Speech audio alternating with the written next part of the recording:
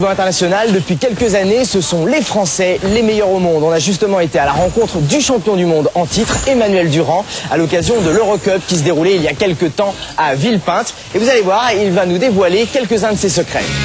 Le trampoline, il n'y a pas à tortiller, c'est une spécialité française. Depuis les années 80, les Français trustent les titres de champion du monde qui génèrent ensuite des générations d'entraîneurs qui transmettent ensuite tout leur savoir aux petits scarabées qui suivent. Le garçon qui s'échauffe est le numéro 1 mondial, vainqueur de la Coupe du Monde, Emmanuel Durand, une passion dévorante pour le rebond fou. Ce qui l'excite, des sensations qui sont complètement différentes du reste des autres disciplines. C'est-à-dire que rebondir sur le ventre, sur du sol, c'est impossible, alors que sur une toile, on le peut. Et puis ensuite, il y a les difficultés, donc une recherche constante de perfection, de difficultés, de technique. Et je dirais que c'est surtout ça qui me plaît dans le trampoline. Au niveau musculaire, il faut d'excellents appuis dorsaux et abdominaux, des bonnes jambes et une souplesse générale pas trop mauvaise, surtout des épaules.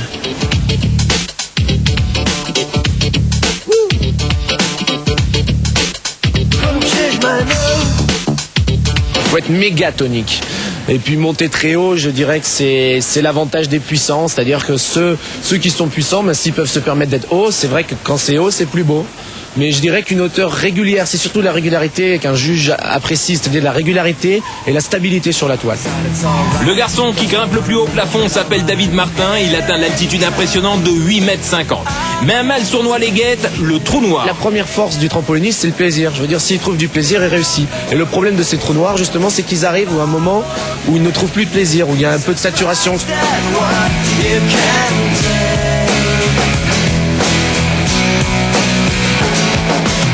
Alors il faut savoir qu'un trampoliniste ne voit pratiquement pas. On travaille surtout au point de vue d'équilibre et de l'ouïe. C'est juste des repères sensorimoteurs en fait, sur des tout petites choses, des pointes de pied, des bras, des mouvements d'épaule, des mouvements de tête, mais on regarde très peu, on n'a pas le temps de voir.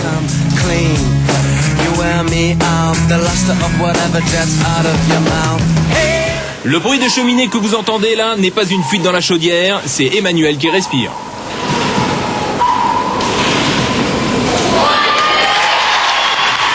Alors moi je respire pour la bonne et simple raison que ça me donne un rythme dans toutes mes figures.